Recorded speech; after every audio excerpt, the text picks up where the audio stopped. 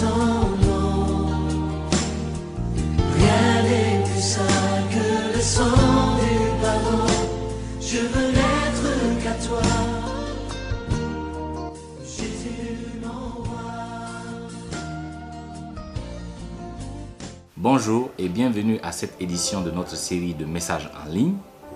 Aujourd'hui, notre thème s'intitule « Planifier et gérer sagement votre vie ». Planifier et gérer sagement votre vie. Évidemment, si vous regardez autour de vous, vous allez voir qu'il y a certaines personnes qui réussissent dans la vie. Ils ont moins de problèmes, moins de crises et ils réalisent beaucoup de leurs rêves. Par contre, il y a d'autres personnes qui passent de crise en crise. Ils ont des difficultés de façon permanente, continue. Ils ont en fait une sorte de vie stressée quotidiennement. Quelque part, c'est dû à la capacité des uns à bien planifier leur vie, bien gérer les événements dans leur vie, leurs activités, les objectifs qu'ils se fixent. Et ceux qui ne parviennent pas à réussir dans ce domaine ont beaucoup de difficultés. Donc pour aujourd'hui, nous allons nous intéresser à des conseils pratiques, bibliques, qui nous aident à mieux planifier nos vies et à mieux gérer les étapes de notre vie. Donc, pour bien aborder ce thème, nous allons nous intéresser dans un premier temps à des concepts et certaines définitions. Ensuite, nous allons voir dans un texte biblique, n'est-ce pas, écrit par le roi David, le concept de bien compter nos jours. Et enfin, nous allons aborder la partie dernière qui est consacrée à cet autre concept, toujours du roi David, appliquer la sagesse dans la gestion de nos vies. Donc, je vais commencer par la première partie. En termes de concept, nous allons nous intéresser au concept de la planification. Planifier est défini comme organiser avec rigueur en catégorisant les tâches ou programmes sans laisser de place au hasard ou à l'imprévu. Dans cette définition, cela veut dire que si vous planifiez votre vie, vous ne laissez pas les choses se passer au hasard dans votre vie. Vous prenez des décisions par anticipation et vous décidez comment vous allez passer votre temps en faisant quoi, où, comment, avec qui. Donc, vous ne laissez pas le hasard prendre le contrôle de votre vie. Ça, c'est un concept extrêmement important à garder à l'esprit. Le deuxième mot que nous voulons définir, c'est le mot gérer. Gérer signifie réussir à bien administrer, donc dans ce contexte, le temps, malgré les circonstances difficiles. Donc, dans cette gestion du temps, cela signifie que, vous voyez, Dieu donne un temps égal à tout le monde. Mais certains sont bien dans la gestion de ce temps, pendant que d'autres sont nuls dans la gestion de ce temps. Donc, aujourd'hui, nos conseils vont nous aider à comprendre non seulement l'anticipation sur la planification, mais une fois qu'on a planifié les choses, il faut qu'on soit à mesure de mieux gérer les événements. Donc ce sont ces deux termes qui sont importants et qui vont orienter les discussions. Par rapport au texte biblique que nous allons lire, nous allons le trouver dans Psaume chapitre 90, verset 12. Dans Psaume chapitre 90, verset 12, le roi David dit ceci: « Enseigne-nous à bien compter nos jours, afin que nous appliquions notre cœur à la sagesse. » Dans ce texte, les deux notions ressortent. David demande à Dieu de nous enseigner à bien compter nos jours. Bien compter nos jours. Est-ce que vous comptez bien vos jours? Et qu'est-ce que cela signifie concrètement? Ensuite, il dit, afin que nous puissions appliquer notre cœur à la sagesse. Quand dit-on que quelqu'un est sage dans la gestion de ses jours? Pour ne pas rester dans la théorie, intéressons-nous à cette première partie donc de ce verset. Bien compter nos jours. Cela signifie quelque part bien planifier nos vies. Et comment cela se fait? Il y a 3 conseils que je vous donne à ce niveau.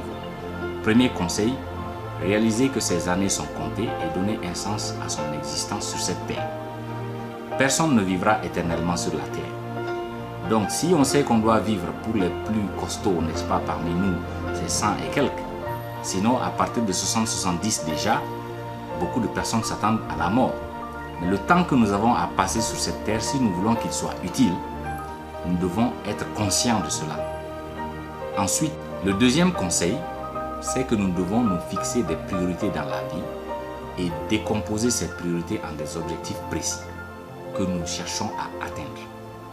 Cela nous aide à ne pas nous disperser dans trop de choses à la fois. Bien sûr, nos objectifs doivent être ambitieux, mais il faut qu'ils soient réalistes. Troisième conseil, quand on a ces objectifs, il faut les planifier dans le temps.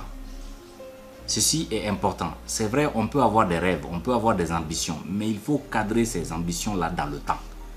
En quelle année vous allez faire tel projet que vous avez? En quel mois précisément? Et quand ce mois arrive, vous le décomposez en semaines. Et dans chaque semaine, il y a 7 jours. Et dans une journée, vous avez 24 heures. À quelle heure vous allez faire cette activité spécifique pour atteindre l'objectif que vous vous êtes fixé?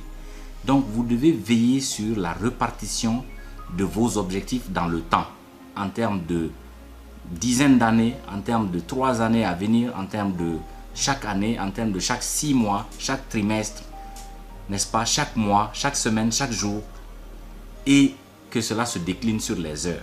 Si vous n'êtes pas bien dans cela, eh bien, on ne peut pas considérer que vous comprenez cette notion de David, apprends-nous à bien compter nos jours. Nous allons maintenant nous intéresser à la deuxième partie du verset que nous avons lu, afin que nous puissions appliquer notre cœur à la sagesse. Concrètement, cela signifie que vous devez être très bien dans la gestion de votre temps et des événements de votre vie au quotidien. Maintenant, j'ai 7 conseils spécifiques à vous donner pour réussir à bien gérer votre temps au quotidien. La première chose, c'est qu'il faut faire une bonne allocation journalière de votre temps. Vous savez, tout ce qu'on veut réaliser dans la vie, on doit poser certains actes dans des journées précises, à des moments bien spécifiques. Donc si vous devez faire un travail, rassurez-vous que ce travail est bien planifié et que vous avez alloué suffisamment de temps à ce travail. Deuxième conseil, il faut éviter les retards. Et en Afrique, nous sommes très mauvais dans ce domaine.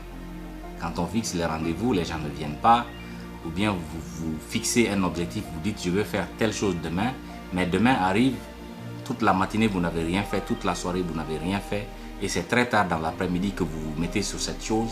Donc il faut éviter le retard pour démarrer les choses. Ça doit être une culture de commencer à temps les activités quand on les planifie. Troisième chose, ne pas faire du report son habitude. Tout ce qu'on peut faire aujourd'hui, il faut le faire aujourd'hui et ne pas reporter les choses sur demain. Un de nos professeurs d'éducation civique en 9e année nous disait que qui toujours remet à demain trouvera malheur en chemin. Et c'est vrai, si vous continuez à reporter les choses, vous n'allez pas pouvoir concrètement réaliser des choses. Et ce serait dommage. Maintenant, quatrième conseil, il faut veiller sur votre temps et celui des autres. Certaines personnes, non seulement ils gaspillent leur temps, mais ils dérangent aussi les autres dans leur activité. Ils fréquentent les gens à des heures de travail qui les dérangent, ou même ils leur perturbent quand ils se reposent simplement. Donc ils n'ont pas le sens de bien organiser le temps et de bien veiller à optimiser la gestion de leur propre temps. Non seulement ils dérangent leur propre temps, mais ils dérangent les autres. Nous ne devons pas prendre cette habitude. Il faut savoir quand est-ce que les gens ont besoin de se consacrer à leur travail et leur laisser faire ce travail. Quand est-ce que les gens sont en train de se reposer, respecter ces choses. Et pour vous-même, vous devez pouvoir vous reposer quand il le faut sans être dérangé. Faire votre travail quand il le faut sans être distrait par autre chose. Mais vous devez également trouver du temps pour les gens. Et cela doit être communiqué à vos partenaires, à votre famille, à vos amis pour qu'ils sachent quels sont les bons moments pour qu'ils vous contactent afin que vous ne soyez pas aussi déconnecté, n'est-ce pas, du social et de vos relations. Donc, il y a un autre concept important. C'est le fait de ne pas confondre ce qui est urgent avec ce qui est important. Pour nous aider à bien comprendre cela, intéressons-nous à ce qu'on appelle ici la matrice de décision de Eisenhower. Eisenhower est un ex-général américain qui a dirigé des expéditions militaires pendant la Deuxième Guerre mondiale, en Afrique du Nord, mais aussi en Europe, et qui était donc un des généraux qui a donné la chance justement aux États-Unis et au monde entier d'en finir avec la Deuxième Guerre mondiale. C'était un stratège, quelqu'un qui était bien dans la planification stratégique, tout comme dans la gestion opérationnelle. Et plus tard, Eisenhower est devenu président américain. Quand il a fini sa carrière dans l'armée, il est devenu un président. Donc c'est quelqu'un qui sait comment il faut accorder la priorité aux choses, qu'est-ce qui est important de ce qui n'est pas important. Et dans cette matrice, il a essayé de poster les priorités en 4 catégories. Et le cadran 1, le cadran 2, le cadran 3, le cadran 4, nous allons les parcourir un à un bientôt. Mais si vous regardez, les 2 cadrans de ce côté, le cadran 1 et le cadran 3, sont des catégories de choses qui sont urgentes. Et les 2, le cadran 2 et le cadran 4, sont des catégories de priorités qui ne sont pas urgentes. Maintenant, si vous partez horizontalement, le cadran 3 et le cadran 4 contiennent des choses qui sont non importantes en fait. Et le cadran 1 et le cadran 2, quand on le prend horizontalement, ce sont des choses qui sont importantes dans ces cadrans. Donc, l'importance de ce cadre est liée au fait qu'il nous aide à réfléchir quand on doit prendre des décisions. Qu'est-ce qu'on doit faire comme priorité? Qu'est-ce qu'on doit chercher à éviter? Ou combien de temps nous devons allouer à telle ou telle activité, selon leur importance. Ici, nous allons nous intéresser au cadran 1. Et le cadran 1, comme vous le voyez, contient des choses qui sont urgentes et en même temps importantes. Imaginez par exemple qu'il n'y a pas de nourriture dans votre famille. Il est urgent que vous puissiez trouver une solution pour que les gens mangent. Ensuite, si vous imaginez votre époux, votre épouse ou un de vos enfants en salle d'urgence à l'hôpital, ça c'est une priorité. Vous devez arrêter tout et vous rassurer que les soins dont cette personne a besoin sont pourvus. Ensuite, imaginez qu'il y a une date limite pour un examen. Vous n'avez pas de contrôle sur cette date, vous êtes obligé de vous préparer et de participer à cet examen. Il y a un concours d'entrée, n'est-ce pas, de la fonction publique ou dans une autre fonction quelque part, où vous avez un rapport à soumettre à un partenaire. Ce sont des urgences, mais en même temps des choses extrêmement importantes. Ensuite, imaginez que vous êtes en voyage et votre moyen de déplacement tombe en panne. Il est essentiel de trouver une solution à ces questions. Donc, ce cadre 1 contient des choses qui sont importantes et qui sont urgentes. Bien sûr, quand ces choses se présentent, on est obligé de laisser les autres choses et d'accorder une priorité absolue ici. Cependant, il ne faut pas que votre vie soit une vie qui consiste à gérer ces crises. Sinon, vous allez être comme des sapeurs-pompiers qui éteignent le feu seulement et qui sont là quand ça ne va pas. Votre vie doit être planifiée pour minimiser ces choses le mieux possible.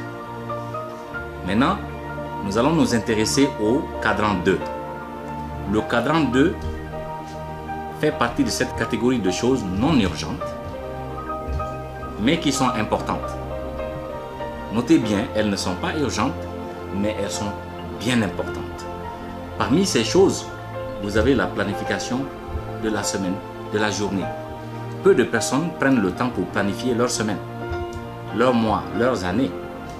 Les exercices physiques que vous faites pour vous maintenir en forme, le temps que vous passez avec la famille, surtout quand il y a des enfants, les études et les formations que vous faites pour améliorer vos connaissances, vos talents, vos aptitudes, votre savoir-faire et l'entretien de votre bâtiment, là où vous vivez, les véhicules que vous avez ou les motos, les engins, les moyens de déplacement, etc. Donc ces choses sont bien importantes, mais on a l'impression qu'elles ne sont pas urgentes. Et parce qu'elles ne sont pas urgentes, beaucoup de personnes, justement, ne leur accordent pas de priorité. Pourtant, ce sont ces choses qui doivent être la priorité de votre vie si vous voulez maintenir une vie équilibrée et une vie qui puisse vraiment être sans crise, une vie gérée de façon optimale. Vous devez accorder plus de temps à ce cadran 2 dans votre vie. Cadran 3 maintenant. Des choses qui sont urgentes mais non importantes. Les coups de fil des gens. les textos que les gens vous envoient sur le téléphone, beaucoup d'emails qu'on vous envoie, pour ceux qui travaillent, n'est-ce pas, avec les emails, ou les interruptions des autres personnes quand vous êtes au travail. Ces choses prennent du temps des gens. Bien sûr, d'autres personnes vous sollicitent, mais est-ce que ces sollicitations vous permettent de maintenir l'équilibre et d'être productif? Si les sollicitations des autres personnes vous distraient de votre travail et vous distraient de l'atteinte de vos objectifs, eh bien, il faut faire attention. Ces choses sont urgentes. Quelqu'un vous appelle au téléphone, il faut que je vous parle. Donc, bien sûr, pour cette personne, c'est important, mais pour vous, ça doit être bien réfléchi. Si ce n'est pas une crise ou ce n'est pas une chose bien planifiée déjà, faites attention.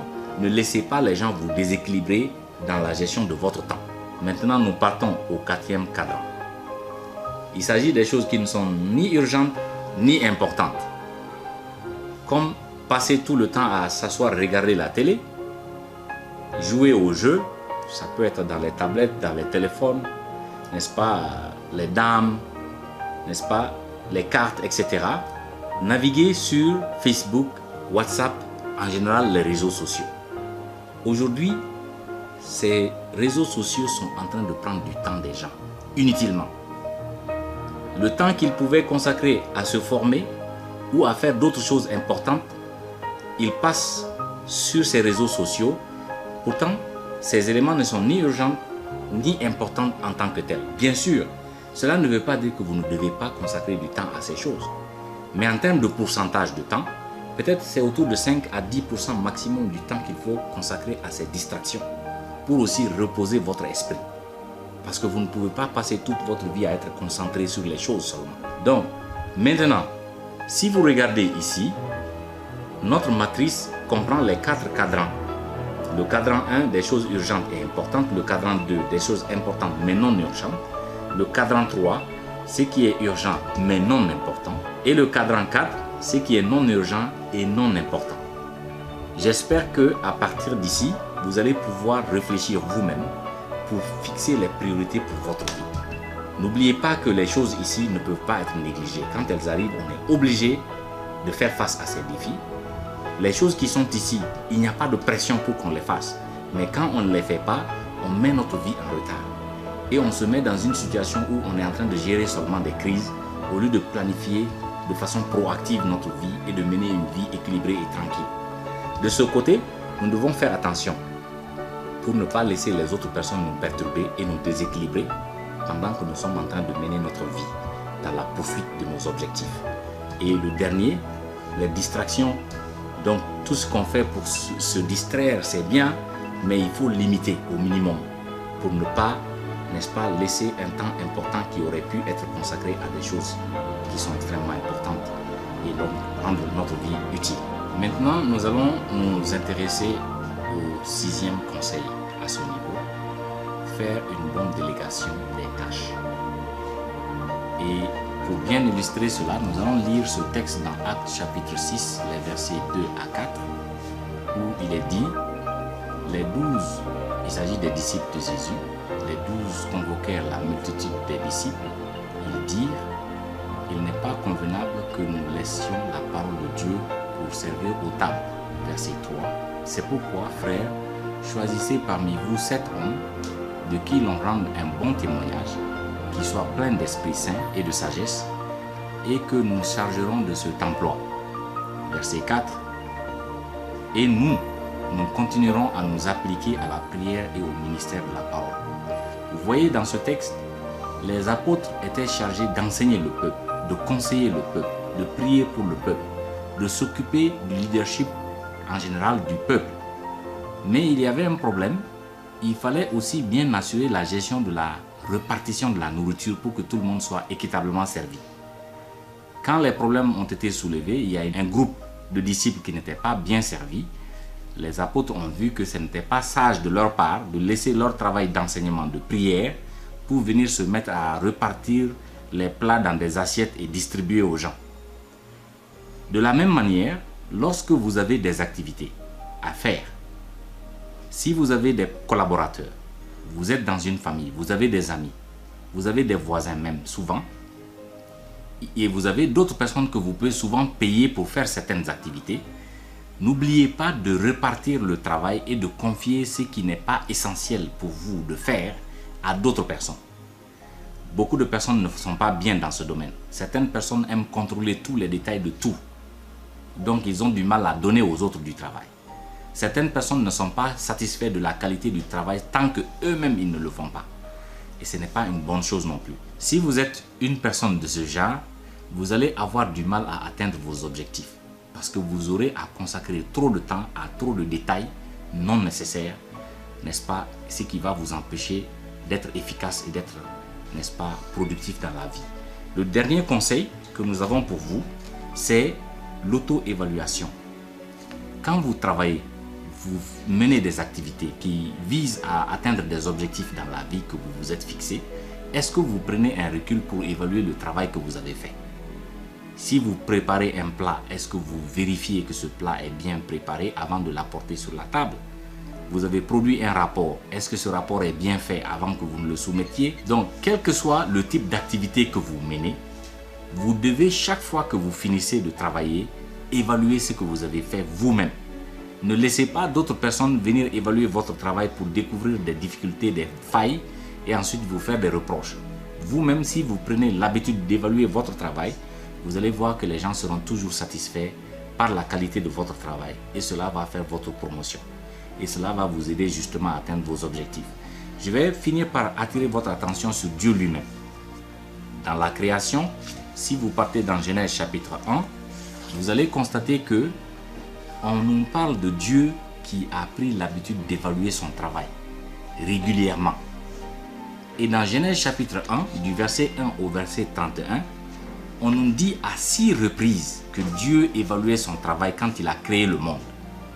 Il vient travailler, à la fin de la journée, il observe ce qu'il a fait, il évalue et il s'attribue à lui-même une note. Quand il a fini la création, écoutez avec moi ce qui est dit que Dieu a fait, n'est-ce pas? Au verset 31, la Bible nous dit « Dieu vit tout ce qu'il avait fait et voici, cela était très bon. » Ça, c'est à la fin de la création. Donc, si vous prenez l'exemple sur Dieu lui-même, il n'a pas travaillé et puis il finit le travail, il tourne le dos. Il a observé ce qu'il a fait et il a essayé de juger la qualité de son travail. Et toujours, la Bible nous disait que ce qu'il avait fait était très bien. Est-ce que vous, quand vous faites votre travail, vous prenez le temps pour regarder et est-ce que vous pouvez clairement dire honnêtement que votre travail, sa qualité, elle est bonne? Si vous prenez cette habitude, chaque activité que vous réalisez dans la poursuite des ambitions que vous avez dans la vie, vous allez réaliser de bonnes choses d'un pas à l'autre et ce serait un succès pour vous de réaliser des activités qui contribuent à vous faire atteindre les objectifs de votre vie de façon efficace. Donc, pour finir, il est important pour nous de planifier nos vies. Et quand vous planifiez votre vie, vous ne laissez pas votre vie se dérouler au hasard. Vous êtes maître de ce qui va arriver parce que vous prenez les décisions stratégiques. Beaucoup sont fanatiques parce qu'ils pensent que eux, ils n'ont rien à faire. En fait, dans la vie, ce que Dieu a décidé va arriver. Je ne suis pas quelqu'un qui encourage les gens à réfléchir comme ça. Parce que Dieu nous a donné une responsabilité par rapport à notre vie. Et nous sommes chargés de nous rassurer que nous sommes en train de donner un sens à notre vie et nous travaillons de façon digne, de façon sage, de façon planifiée et de façon organisée pour réaliser nos ambitions. Et la bénédiction de Dieu accompagne nos efforts.